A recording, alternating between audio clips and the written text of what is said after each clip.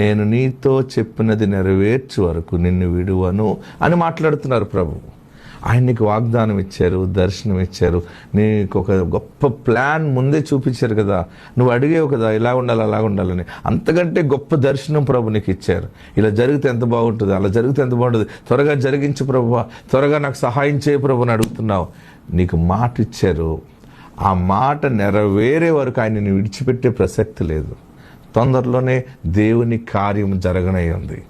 నీకు ఇచ్చిన ప్రతి ప్రామిస్, ప్రతి వాగ్దానము నెరవేరబోతుంది. ఎందుకంటే ఆయన పట్టుకున్నాడు. ఇప్పటికే కొంచెం లేట్ అయిందని అనుకుంటున్నావు, నీకు అది లేట్ అవటం, ఆయనకు కూడా లేట్ అయింది అనుకుంటున్నారు. ఇక్కడ లేదు, నీది నీకు ఇచ్చేస్తే ఆయన ఫ్రీ అయిపోతాడు, ఇంకొక వాగ్దానం నెరవేర్పు పెట్టుకుంటారు ఆయన. నీకు లేట్ అయిందంటే నీది లోపం వచ్చింది తప్ప ఆయనది లోపం ఉండదు. ఆశీర్వాదం ఏదైనా లేట్ అయిందంటే మన నుంచి ఏదైనా ఒక మైనస్ ఉంటుంది, కానీ దేవుని దగ్గర నుంచి మైనస్ ఉండదు. బాగా గుర్తుపెట్టుకో.